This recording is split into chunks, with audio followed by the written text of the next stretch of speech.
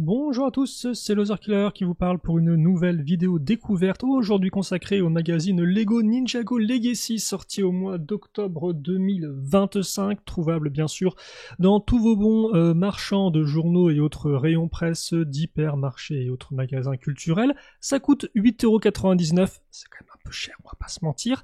Et justement, on va voir si ça vaut ces 8,99€ aujourd'hui, en découvrant ensemble le contenu de ce magazine, aussi bien donc les jouets, les figurines, que aussi la carte intégrée, que bien évidemment le contenu de magazine en lui-même.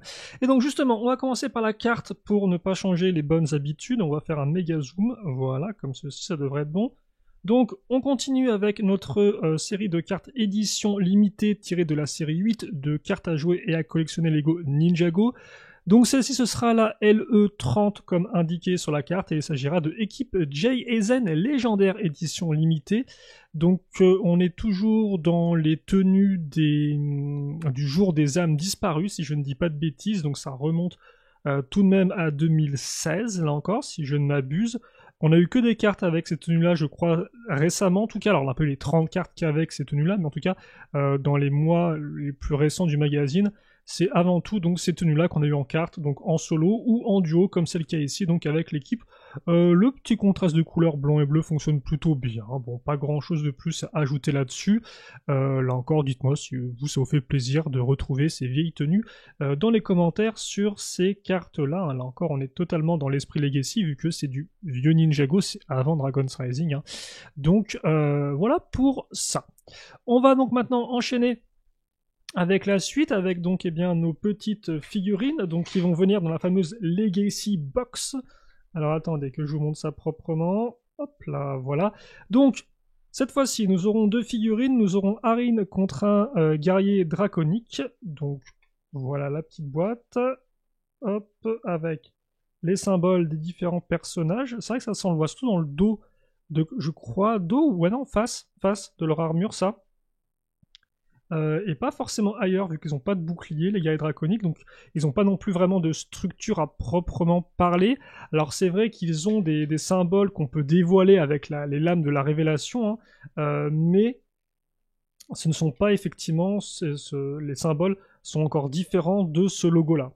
Donc c'est vrai que ce logo-là, on l'a pas vraiment vu, là où effectivement, par exemple, si on prend par exemple d'autres d'anciennes factions, peut-être qu'on aurait pu la retrouver sur des véhicules ou sur des fanions, des drapeaux, ce genre un peu de choses-là, qui iraient sur des structures. Bon, ce n'est pas le cas ici, peu importe, car malgré mon histoire de fanion qui sort un peu de nulle part là, ce qui est intéressant surtout, c'est que les figurines, elles, sont intéressantes.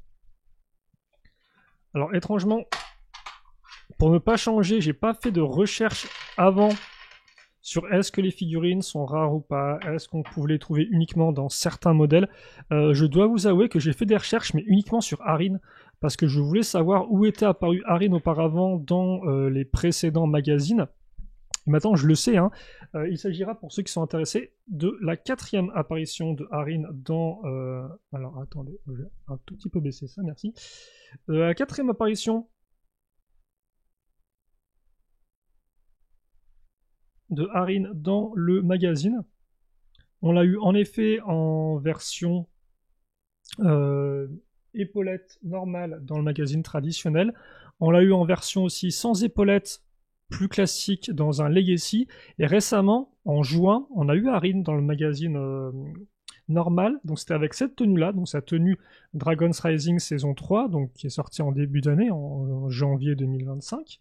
Mais souvenez-vous, il avait juste une cagoule. En clair, c'était sa version toupie, on va dire ça comme ça. C'est un autre nom, je crois, Dragon quelque chose, mais honnêtement, il y a tellement des fois le mot dragon dans les 7 toupies Ninjago que maintenant je confonds les Dragon's Rising, les Dragon Power, les Dragon Smash, les Dragon tout ce que tu veux, les Dragon Strike. Je pense que là j'en ai inventé quelques-uns, c'est pas très grave. Mais voilà, tout ça pour dire qu'il venait avec cette tenue-là, mais il venait uniquement avec une cagoule. Or là, donc dans cette 4e apparition de Arin dans le magazine, on aura la version avec épaulette. Qui est pour moi la plus cool, parce qu'elle fonctionne très bien justement avec le côté asymétrique de sa tenue, comme vous avez pu le voir, l'espèce de foulard un peu déchiré, la manche noire au niveau de la partie droite de son corps. Et surtout donc, petite épaulette, donc expression faciale traditionnelle, épaulette rehaussée par l'ajout de la cagoule avec les pointes. Donc justement, on l'avait eu en doré à l'époque, lors de sa première apparition magazine, avec l'épaulette aussi. Donc je pense que, hormis sa version du tournoi des sources, vous avez toutes les versions peut-être de Harin grâce au magazine. En tout cas, les différentes un peu variations, cagoule, épaulette, cagoule, tout ça. Même si c'est vrai qu'on l'a pas eu avec sa coupe de cheveux. Je pense que ça, par contre, on l'a pas eu. Peut-être une prochaine fois, parce que, mine de rien, comme vous avez pu remarquer, 4 apparitions, mine de rien, ce n'est pas rien. Après, tu me diras, c'est un des personnages principaux à part entière Dragon's Rising depuis 3 ans maintenant. Donc c'est pas non plus étonnant qu'il apparaisse autant de fois. Mais par exemple, Sora n'a pas forcément eu le droit à ce traitement de faveur. Et je me demande même si on a eu Brazera dans le magazine déjà. Je pense que oui, mais peut-être que je confonds avec un magazine d'activité. Je sais qu'il y a un Bricktivity qui est sorti avec Brazera récemment en marchand de journaux. Je ne l'ai pas appris parce que je n'ai pas vraiment l'intérêt, il n'y avait pas vraiment de contenu ajouté par rapport à une figurine traditionnelle. Mais voilà. Ensuite, on va enchaîner avec le guerrier draconique. Donc, on a déjà eu un guerrier draconique, souvenez-vous, dans le magazine Ninjago traditionnel de septembre, si je dis pas la bêtise, donc c'est tout récent. Sauf que c'était plutôt un général draconique. Où il y avait effectivement l'espèce de grande traîne fantomatique et il avait aussi donc les ailettes. Là on va voir qu'on a beaucoup plus simple vu qu'on a les jambes qui restent plutôt couleur transparente, ça fonctionne vraiment très bien. C'est vrai que c'est un schéma de couleur au début, j'avais un peu de mal si vous vous souvenez pour ceux qui auraient vu mes premières vidéos construction de la 3e vague de cette année, donc là où sont apparus ces personnages, donc la vague de juin. J'étais pas forcément entièrement convaincu, je trouvais qu'il y avait beaucoup de couleurs qui partaient dans tous les sens. Mais comme beaucoup de choses, je suppose, mon cerveau s'est un peu habitué et je trouve que ils sont particulièrement réussis et que toutes ces couleurs fonctionnent plutôt bien vu qu'on reste un peu dans des teintes de bleu, de couleurs froides, côté un peu fantomatique, prismatique. Et donc c'est vrai qu'ils sont assez impressionnants. Donc bien évidemment, nous avons les recolorations des épaulettes, mâchoire inférieure et casque, mâchoire supérieure. Mais donc, contrairement à l'autre guerrier draconique que j'ai cité, nous n'avons pas le petit dragon qui peut se fixer justement sur ce morceau d'armure pour créer des ailes. Donc là, il est vraiment simple. Mais on va pas non plus bouder notre plaisir parce que ça reste une très belle figurine d'antagoniste pour les ninjas. Et surtout, ça vous permettra, vous, de compléter votre collection de guerriers draconiques au cas où vous n'auriez pas beaucoup de modèles sortis dans la 3e vague. Parce que mine de rien, je sais pas s'ils apparaissent dans tous les modèles, parce que on a quand même pas mal de modèles en effet qui sont sortis donc cet été, en juin, mais il y en a déjà 2, c'est du Legends, donc ils ne contiennent pas ces figurines-là, et je ne sais pas si la plupart des autres contiennent ou pas ces guerriers draconiques. Après, j'ai envie de dire que quand même, il me semble qu'on a un bon petit nombre. En tout cas, ça en fait un de plus, ça reste un guerrier, entre guillemets, cloné, donc vous pouvez en avoir autant que vous voulez, c'est pas un souci, donc ça peut être particulièrement sympathique pour compléter votre collection, pour que ce soit, ou alors que ce soit peut-être votre premier. En tout cas, c'est une bonne sélection de figurines, je trouve, que ce petit duel au sommet dans ce magazine d'octobre du magazine Legacy. Excusez-moi, ça se répète beaucoup par ici, non?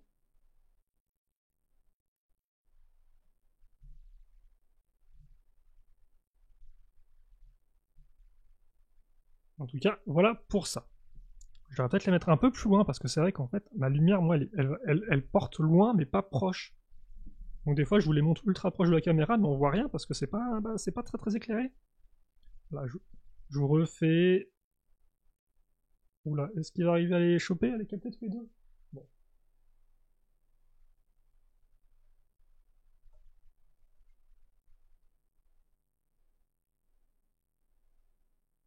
Voilà. Ok, donc ça, ce sont nos 2 figurines pour ce mois d'octobre. Plutôt propre. On va maintenant passer au magazine en lui-même. Voir un peu ce qu'il nous réserve. On va, hop là, dézoomer à l'extrême. On va se relever un tout petit peu. Et puis, écoutez, on va voir le contenu. Alors, je sais plus trop, on s'est arrêté. Il me semble qu'on avait fini le maître de la montagne, non? Il n'y avait pas un truc comme ça, là, le mois dernier? Il y a 2 mois? Je sais plus, parce que là, pour une fois, les magazines Legacy se sont suivis relativement rapidement. On n'a pas dû attendre 2 ou 3 mois entre 2 numéros. Donc voilà. Le sommaire, une petite pub pour le magazine Lego Star Wars. Ensuite, Chasse aux fantômes, donc une double page réservée justement à nos deux figurines du magazine, donc avec des petits jeux, des fois des explications, non, pas spécialement, pas vraiment de description de personnages, là c'est vraiment du petit jeu. Ensuite, donc, on va avoir, ah bah tiens, un peu de Pirates du Ciel, ça faisait longtemps, avec là ce très chouette véhicule, c'était le Sky Shark, il me semble, celui-ci. Est-ce que c'était Sky Shark de Flintlock, si je ne dis pas de bêtises, c'était en tout cas moi à l'époque, et encore aujourd'hui, hein, je ne l'ai pas remonté depuis, mais un très bon modèle. Voilà, j'avais beaucoup aimé à l'époque. Enfin, généralement, les Pirates du Ciel, c'est une bonne vague, c'est même une bonne vague et demie, hein, parce qu'elle a eu la chance d'avoir, entre guillemets, une vague 0,5, hein, avec 2 ou 3 sets sortis ensuite en été 2000... C'était aussi 2016, hein. Aussi 2016. Une petite pub justement pour l'un des sets Ninjago Legends, donc le mecha chevalier du maître de feu. Ah d'ailleurs c'est bien rigolo parce qu'ils vous montrent juste le mecha mais ils vous montrent pas justement la structure qui va avec le poulpe. Oui, est-ce que c'est pas la première fois qu'on a juste l'image du mecha tout seul sans justement la créature marine, ainsi que des sets de dragons, donc le robot dragonnier de Rogue et Rontu le maître dragon. Le dragonnier de Rogue est un modèle que j'apprécie beaucoup, hein, vu que là on approche de Noël, si vous avez des doutes. Ça peut être un bon modèle, éventuellement. Il est une fois info, c'est quoi ça? Ah bah tiens, on va se retrouver un petit récap des différentes factions des serpents. Ça remonte, hein? Anaconda, Venomary, Constrictor, Fangpire et Hypnobrai. Ça rappelle des souvenirs, forcément. La toute première saison Ninjago, vu que la saison consacrée au modèle à la vague 2011, excusez-moi, souvenez-vous, c'était la saison 0. Hein, elle est appelée comme ça parce qu'elle n'était constituée que de 4 épisodes de 10 minutes, je crois. Ouais, je vais dire 5, non, je crois que c'est vraiment 10 minutes par épisode, donc en 40 minutes c'est bouclé. Hein. Donc la vraie, entre guillemets, saison avec des épisodes complets de 20 minutes chacun, c'était 2012, donc, qui est considérée comme la saison 1. Donc la revanche des serpents, donc je vous laisserai lire et découvrir cette bande dessinée par vous-même et redécouvrir peut-être avec grand plaisir les serpents qui pourtant de base sont plus ou moins gentils maintenant, enfin ça dépend desquels, ou tout du moins ils veulent un peu qu'on les laisse tranquilles. Abba Iron Baron, oh bah tiens on est de retour avec les chasseurs de dragons mine de rien, et on a aussi, visiblement ça semble être un très chouette poster, alors déjà 2 chouettes posters, donc le retour des serpents aussi donc en format poster, il y a au serpent. Alors excusez-moi si ça flash un peu. Et donc, c'est intéressant, c'est comme parti pris ça. 1000 dangers, ça c'est un poster donc sur l'île inconnue. Alors pourquoi ils les ont mis ils ont mis leur tenue mais en mode noir, je ne sais pas. C'est les tenues de l'île inconnue ça en plus, ça me dit rien du tout. Pour celle de Cole et de Zayn, mais je pense que oui. Et voilà, l'île aux 1000 dangers. Et pas juste 1000 dangers, hein. Alors lui, j'ai plus son petit nom. Mais voilà, donc c'était le petit épisode spécial, on parlait de la saison 0 qui n'avait pas entre guillemets d'épisode de longue durée, bah l'île inconnue c'était la même chose, hein. Je sais plus si c'était genre juste un seul gros épisode ou si c'était plusieurs petits épisodes, genre 4 épisodes ou un truc comme ça. Je me souviens plus trop. Il me semble que c'était un seul, hein. L'île inconnue donc. Et voilà, le parti pris de les mettre tous en noir, je pense, pour faire un contraste de couleurs plus intéressant. En tout cas, un chouette poster. Ça, c'est le reste du jeu, donc sur 2 pages. Qui demande d'aider ou pas? Oui, qui demande d'aider. Bon, la bande dessinée qui continue. Vous pouvez voir le chouette mecha de Lloyd, qui... Est-ce que c'était lui qui venait en duo avec le mecha des squelettes? Je pense que oui. Bon modèle aussi, même si je pense qu'il est plus trop trouvable dans le commerce, vu que c'est un modèle Ninjago Core et que Ninjago Core s'est arrêté l'an dernier, ou il y a 2 ans maintenant. Peut-être 2 ans, hein. Le temps passe tellement vite.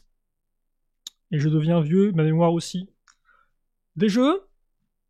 Et donc justement, bah, la suite du récap de la série Lego Ninjago. Donc maintenant avec la saison, alors la saison 14, hein, c'est vrai qu'à cette époque-là, ça a commencé un peu au niveau des numéros de saison à devenir un peu confus pour certains. Donc moi je l'appelle juste l'île inconnue, comme ça c'est beaucoup plus simple et j'ai pas à débattre de choses qui ne m'intéressent pas. Donc action sur Terre et drame au fond des mers, bah forcément, hein, forcément.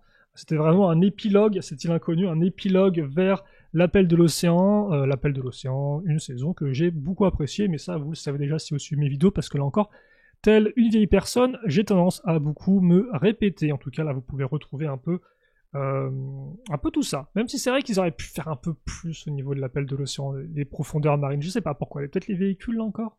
Bref, on en a déjà parlé de ça, des véhicules aussi. Peu importe. La page abonnement, à nouveau un jeu sur double page. Le dernier arrivé sera le barbier. Ok, d'accord, donc il sera le barbier, c'est-à-dire qu'il va devoir couper les barbes des autres. Est-ce que c'est pas un peu pourri comme, comme gage? Parce que c'est-à-dire que l'autre devra te couper la barbe et tu devras lui faire confiance, bref, peu importe. Suivant? Bah suivant, bien sûr. Et donc, le 3 décembre, eh bien, nous aurons deux personnages, Zarkt contre Jay alias Rogue. Est-ce que c'est la version complète? Elle me semble bizarre cette version de Rogue, non? Il n'y a pas un truc qui manque là? Pourtant, il me semble qu'il a bien ce chapeau. Non, il a un autre chapeau maintenant. Ça, c'est le chapeau du film. Il me semble qu'il a un autre chapeau, Rogue, non? Ou je me trompe? Et l'autre chapeau, il a été utilisé pour les autres bannis. Bref. Donc, Zarkt, donc l'un justement des bannis, hein, qui viendra rejoindre Drix, qu'on a eu précédemment dans un magazine Legacy, et Noct, qu'on a eu dans le magazine traditionnel. Voilà, et puis rien de plus à dire, ça me semble être une bonne sélection, mais je suis presque sûr qu'il manque un truc à Rogue, là, des épaulettes peut-être. Non, je pense qu'il avait un autre chapeau de base, c'est pour ça que ça me trigger comme ça y a un effet bizarre. En tout cas, ça peut être pas trop mal pour ceux qui n'auraient pas eu Zark, même si là encore, c'est un des bannis qui a le droit au plus d'apparitions en termes de set, je pense, avec Noct et Drix tout simplement, hein, parce que c'est vrai que les deux autres, donc Rox ainsi que la momie, voilà, je l'appelle la momie parce que j'ai plus son nom, eux ne sont apparus respectivement que dans un seul modèle, si je ne dis pas de bêtises. Donc c'est plus eux qui seraient vraiment intéressants de voir dans un magazine. Mais pour l'instant, bon bah écoutez, on fera avec Zarkt, et puis bon, il a quand même un chapeau plutôt cool. Donc si vous voulez avoir une autre copie de son chapeau, si vous l'avez déjà, ça peut être pas trop mal. Pour le reste, on aura une carte de Zayn légendaire, donc c'est toujours la version du jour des amis disparus, j'ai l'impression. Une pub pour les précédents magazines Lego Ninjago, voilà. Et là, c'est du Lego Marvel, hop, avec beaucoup de choses, ma foi, fort sympathiques aussi. Bon, mine de rien, un magazine pas trop mal, même si là encore, j'ai l'impression que c'était quand même la page information, c'était vite vu, hein. Je pensais qu'on aurait un vrai récap, non, c'est vraiment le récap de l'île inconnue, c'était sur une page, que je peux comprendre aussi. Il se passe pas non plus des masses de choses dans l'île inconnue, quoi. En plus, l'inconnu, effectivement, pour certains, c'était un peu la trahison par rapport au personnage de Ronin, hein. Je vais pas revenir dessus, mais c'est vrai que pour certains, Ronin était. Il y avait eu la rédemption de Ronin. C'était maintenant un mec sympa, donc effectivement, le revoir à nouveau en mode genre petite crapule qui vole de l'argent, ça a un peu. Ça a un peu déçu certains fans. Ce que je peux comprendre, Je peux comprendre aussi que Ronin soit un peu juste un profiteur et puis ça s'arrête là, quoi.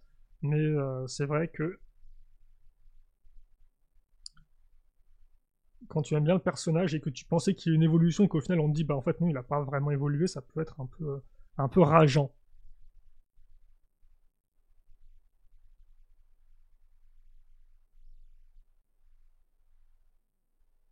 Voilà. Et donc bah écoutez, nous on va se quitter là-dessus. Est-ce que je peux encore un peu plus zoomer peut-être? Voilà. On va se quitter donc sur ça. Pas grand chose de plus à dire sur le magazine. Je retiens quand même le poster de l'île inconnue qui était vraiment sympathique, ma foi. Pour le reste, beaucoup de jeux. Le retour des serpents. Bon, bah écoutez, assez pas vraiment attendu, mais qui reste nostalgique et qui fera peut-être plaisir à certains.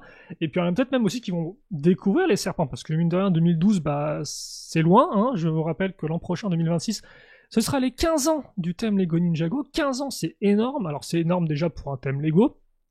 c'est énorme tout court.